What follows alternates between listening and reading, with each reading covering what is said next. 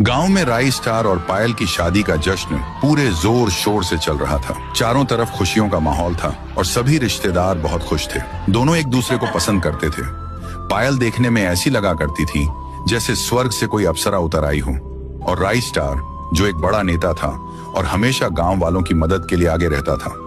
सारे रीति रिवाज और रस्में पूरी होने के बाद दोनों पति पत्नी बनकर अपने घर पहुंचे। घर पहुंचने के बाद माहौल रोमांटिक हो गया। दोनों ने खूब मजे किए, बहुत मजाक किया और हंसे। थोड़ी देर बाद राई स्टार ने प्यार से पायल को बिस्तर पर बुलाया। पायल भी बिना किसी झिझक के खुशी खुशी चढ़ गई। अगली सुबह गांव में एक खूबसूरत सी धूप खिली। राई स्टार और पायल अभी भी गहरी नींद में थे। तभी अचानक पायल हड़बड़ाते हुए बिस्तर से उठी और तेजी से नीचे की ओर भागी। सीधे बाथरूम में पहुंचकर पायल को अचानक उल्टियां होने लगी। जब उल्टियां बंद हुई तो पायल पल भर में ही सब कुछ समझ गई। उसके चेहरे पर एक बड़ी सी मुस्कान आ गई। वह तुरंत बाथरूम से बाहर आई। उसने उत्साह से राई स्टार को यह खुशखबरी बताई। राई सुनो, एक बहुत अच्छी खबर है। मैं माँ बनने वाली हूँ। जल्द ही हमारा घर बच्चे के रोने की आवाजों से गूंजने लगेगा। ये सुनते ही राई स्टार भी बहुत खुश हो गया। उसे भी अपने बिजनेस विरासत को संभालने के लिए एक बेटा चाहिए था। कुछ महीनों बाद उनके घर में सचमुच एक बेटा पैदा हुआ। वह काफी नटखट और बहुत ही खूबसूरत था। दोनों ने प्यार से उसका नाम चिंटू रखा। समय तेजी से बीता और चिंटू देखते ही देखते और बड़ा हुआ। राई स्टार पढ़ाई के लिए चिंटू को लंदन भेजने का इंतजाम किया। चिंटू एक बड़ी कार में बैठ गया और वह एयरपोर्ट के लिए रवाना हो गया। पायल और राई स्टार की आंखें नम थीं। कुछ दिनों बाद राई स्टार के भी जाने का समय आ गया। उसने पायल से कहा, पायल, मैं चुनाव के चलते एक जरूरी काम से दूसरे गांव जा रहा हूं। वहां मुझे कुछ प्रदर्शन और मीटिंग्स करनी है। मैं जल्द ही लौटूंगा, तब तक तुम अपना पूरा ख्याल रखना। और फिर राई स्टार अपने आदमियों के साथ जीप में बैठकर चुनाव लड़ने के लिए चला गया। अब पायल से उसका बेटा और पति दोनों दूर हो चुके थे। राई स्टार अपने आदमियों के साथ फुरफुरी नगर गांव के अंदर चुनाव प्रचार के लिए पहुंचा हुआ था। वहां पहुंचकर उसने लोगों की भीड़ के सामने भाषण दिया। उसने गांव के लोगों से जोरदार आवाज में कहा, मेरे प्यारे भाइयों और बहनों, मेरा चुनाव चिन्ह मुर्गी है। अगर आपका प्यार और साथ मुझे मिला तो मैं इस पूरे फुरफुरी नगर को आसमान तक लेकर जाऊंगा। मैं वादा करता हूं कि आपके गांव में राई स्टार के जाने के बाद पायल घर में अकेली थी, लेकिन कुछ महीनों बाद खुशखबरी आई। राई स्टार चुनाव जीत गया था। वह फुरफुरी नगर का नया नेता बन गया था। जीत की खुशी में वह पूरी तरह से लोगों के प्यार और भीड़ के बीच घुल मिल गया था। अब राई स्टार का पूरा ध्यान अपने करियर और राजनीति पर था। वह केवल गांव का नेता बनकर नहीं रहना चाहता था। वह चाहता था कि वह सरपंच से भी कुछ आगे बढ़े और बड़ी कुर्सी पर बैठे। इस लक्ष्य को पाने के लिए वह लोगों की खूब मदद करने लगा। उसने गांव की खेती बाड़ी में बहुत ध्यान दिया ताकि रोजगार के मौके बढ़ें। लेकिन उसकी पत्नी पायल की जरूरतों को वह समझ नहीं पा रहा था। पायल अभी भी बेहद खूबसूरत और जवान थी। उसे अपने पति के प्यार की जरूरत थी। पर राई स्टार को गए हुए महीने हो गए थे और दिन तेजी से कटते जा रहे थे। इस अकेलेपन में पायल की जवानी और खूबसूरती निखरती जा रही थी। पायल का जो जवान शरीर था वह अब उसे काटने के लिए दौड़ता था और उसकी हवस उसे अंदर ही अंदर खाने के लिए दौड़ रही थी। एक दिन एक भंगार खरीदने वाला लड़का, जिसका नाम रमेश था, जो पहली बार अपने ट्रक को लेकर पायल के घर के सामने आवाज लगाने लगा। सुनो सुनो रे भैया भाभियों, आपकी गली में रमेश भंगार वाला आ चुका है। जल्दी अपने घरों से भंगार, बाटली, टायर, जो कुछ भी हो लेकर आइए। आपको अच्छे दाम मिलेंगे। रमेश की यह आवाज सुनकर पायल बाहर निकलकर देखने लगी। उसने देखा कि भंगार वाला लड़का, जो कि कबाड़ इकट्ठा करता था, वह बेहद हैंडसम और हट्टा कट्टा नौजवान था। उसकी उम्र लगभग 25 साल की थी।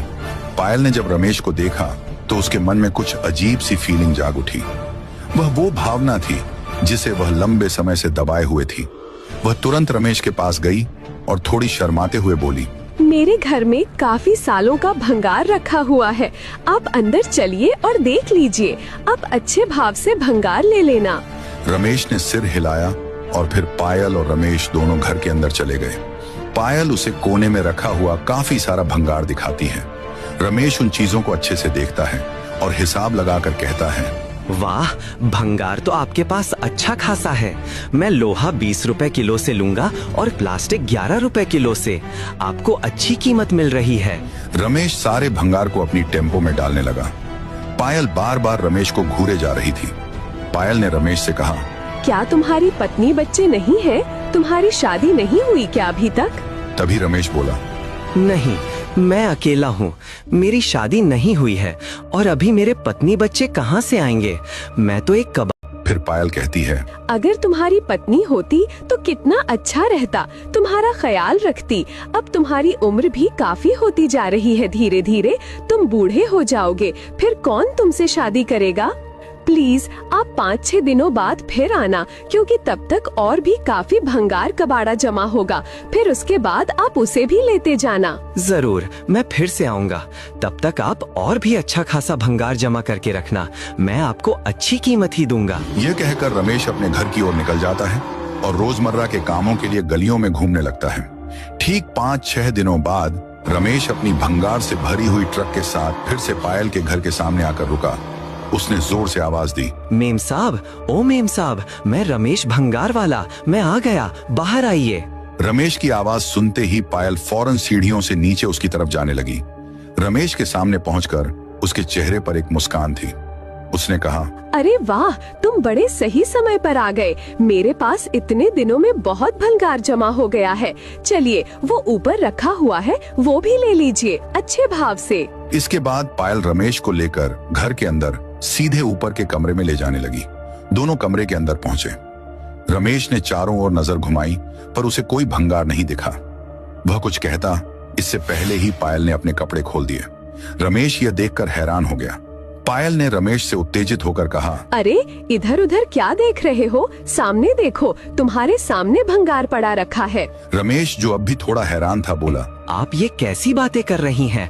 आप कबाड़ थोड़ी हो, आप तो बेहद खूबसूरत हो, नौजवान हो, और आप ये सब क्या कर रही हो? फिर पायल ने गहरे दुख और अकेलेपन के भाव से कहा, मैं खूबसूरत लग रही हूँ, लेकिन मेरा पति मुझे कबाड़ समझता है। वो कभी मेरी तरफ ध्यान ही नहीं देता। वो कभी ये जानने की कोशिश ही नहीं करता कि मेरी भी जरूरतें हैं। मैं यहाँ पर पड़ी पड़ी कबाड़ बन चुकी हूँ। अब मेरी जिंदगी बहुत दुखों से गुजर रही है, और तुम एक कबाड़ वाले हो तो तुम मुझे खरीद सकते हो। इस बातचीत के बाद पायल बिस्तर पर चढ़ गई और उसे मीठी आवाज में ऊपर बुलाने लगी।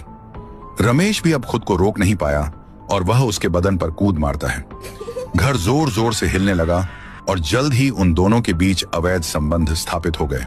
यह सब कुछ होने के बाद रमेश अपने घर जाने के लिए पायल को बाय बाय करता है। तभी पायल ने रमेश से कहा, मेरे पति से कभी इतनी खुशी नहीं मिली जो तुमने दी है आज, और हाँ, 8-10 दिन बाद फिर आना। ये कहकर पायल रमेश को बाय बाय करती है। रमेश अपनी भंगार से भरी हुई ट्रक को लेकर अपने घर तकरीबन 15 से 20 दिन बाद जब राइस्टार अपने घर पर आता है, तो जो लोग थे उनमें से एक आदमी बोलता है, रुक जाओ राइस्टार भाई। वे राइस्टार को अपने पास बुलाते हैं और कहते हैं कि भाई, बुरा ना मानो तो मैं एक बात कहना चाहता हूँ। जरूर तुम्हारी पत्नी गलत संगतों में पड़ चुकी है। एक कबाड़ वाला व्यक्ति जिसका नाम रमेश है, वो अक्सर तुम्हारे घर पर आता है और घंटों ठहर कर। फिर राइस्टार बोलता है, आखिरकार पूरी बात क्या है? मुझे तो ऐसे कुछ भी पता नहीं कि कोई कबाड़ वाला मेरे घर घंटों ठहर करके जाता है। मैं इसकी खबर लेकर ही रहूंगा। फिर राइस्टार दूसरे के घर में छुपकर ठहर कर इधर उधर देखने लगता है। दिन बीत गए, रात बीत गई, 7-8 दिन हो गए। राइस्टार उसका इंतजार कर रहा था वहीं ठहर कर। तभी उसने देखा रमेश ट्रक को लेकर राइस्टार के घर के सामने आकर रुका और सीधा अंदर चला गया। ये सब राइस्टार अपनी आंखों से देख रहा था। तभी उसे विश्वास हुआ। फिर वह दौड़ता हुआ, भागता हुआ अपने घर के अंदर जाने लगा। राइस्टार सीढ़ियों से ऊपर के कमरे में जाने लग जाता है। वह घर के कोने में छुप कर देखता है कि पायल और रमेश दोनों गलत काम कर रहे थे और पायल रमेश को बोल रही थी, इतना सुख मेरे पति ने कभी नहीं दी जो तुम देते हो हर हफ्ते में। राइस्टार यह सुनकर गुस्सा हो गया और जलन महसूस हुई। उसने एक लकड़ी उठाई। उसने अपनी पत्नी पायल को रमेश के साथ आपत्तिजनक स्थिति में पकड़ा। रमेश डरता हुआ पीछे मुड़ा। पायल डर गई। राइस्टार चिल्लाकर बोला, तुझे मैं आज खत्म कर दूंगा। तभी पायल रमेश के सामने खड़ी हो जाती है और कहती है कि पहले मुझे मारना होगा, तभी तुम इसे मार पाओगे। राइस्टार कहता है कि तू हट जा, और तूने मेरी इज्जत को मिट्टी में मिला दिया है। अरे तुझे किस बात की कमी थी जो मैंने तुझे नहीं पूरी की, और आज तूने मेरी इज्जत को तार तार कर दिया। पायल कहती है कि कौन से सुख? तुमने कभी मेरी जरूरतों का ख्याल रखा? अरे घर और पैसा होने से सभी सुख नहीं मिल जाते। औरत की कुछ अपनी जरूरतें होती हैं जिनकी तरफ तुमने कभी ध्यान ही नहीं दिया। मैं क्या करती? सालों से मैं मुर्दा बनकर जी रही थी। मुझे तो ये लगता था कि आत्महत्या कर लूं, लेकिन तुम पूरी तरह से पैसे के लिए पागल हो चुके थे। मैंने तुम्हें बार बार ये कहने की कोशिश की, लेकिन तुमने मेरी भावना को समझा ही नहीं। अब राइस्टार समझ जाता है कि पायल पूरी तरह से रमेश की दीवानी हो चुकी है, साथ ही उसको अपनी गलतियों का एहसास भी हो चुका था। तब राइस्टार कहता है, क्या करूं? अगर तुम दोनों को मार दूंगा तो समाज में मेरी बदनामी होगी। अगर इस कबाड़ वाले को भी मार दूंगा तो भी मेरी बदनामी होगी। आखिर राइस्टार अपने दिमाग से काम लेता है और गांव वालों से बोल देता है कि वह कबाड़ वाला मेरे घर में कुछ काम करने आता है, जैसे झाड़ू पोंछा, पौधों को पानी देना, ये सब करने आता है। फिर गांव वाले राइस्टार मंत्री के मुंह से बात सुनकर एकदम शांत हो जाते हैं। लेकिन यह बात राइस्टार को अंदर ही अंदर खाए जा रही थी कि उसकी पत्नी एक कबाड़ वाले के साथ गलत रिश्तों में लिप्त है। तकरीबन 15 से 20 दिन बाद राइस्टार अपनी पत्नी से कहता है कि चलो हम किसी एक अच्छे जगह पर घूमने के लिए चलते हैं। पायल यह बात सुनकर बहुत खुश हो जाती है। वह कहती है कि अगर हम चल रहे हैं तो क्यों ना हम रमेश को भी साथ ले लें?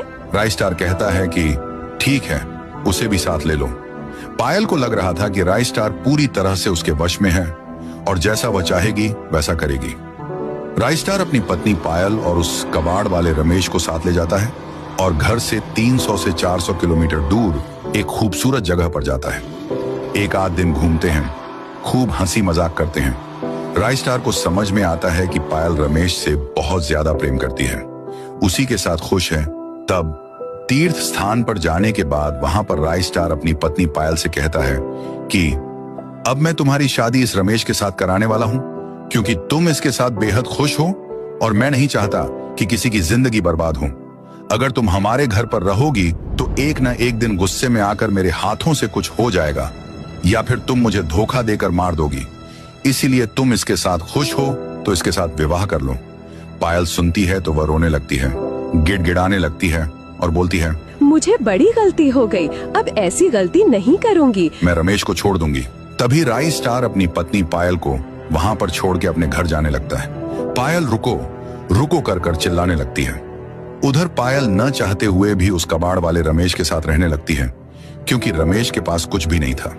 एक टूटी फूटी झोपड़ी थी, वह भी किराए से रहा करता था। सिर्फ कबाड़ बीनना उसका काम था। अब पायल उसके साथ कबाड़ बीनने का काम करने लगती, उसके साथ साथ रहने लगती। उसे शारीरिक सुख तो मिलता था, लेकिन अब वह बहुत गरीब स्थिति में जी रही थी। बैठी बैठी अपने आप को कोसती थी कि उसने अपने हाथों से अपने पैरों पर कुल्हाड़ी मार ली है। लेकिन अब क्या था, अब बहुत देर हो चुकी थी। इधर कुछ दिनों बाद अपने बच्चों को घर पर बुलाता है। उन्हें बताता है कि उनकी जो माँ है वह तीर्थ स्थान पर घूमने के लिए गई थी, कि वह गुम हो गई, और वह उन्हें ढूंढने की खूब कोशिश करता रहा, लेकिन वह नहीं मिली। बच्चे भी यकीन कर लेते हैं कि उनकी माँ अब एक मेले में खो चुकी है। किसी को भी इस बात की खबर नहीं थी कि उनकी माँ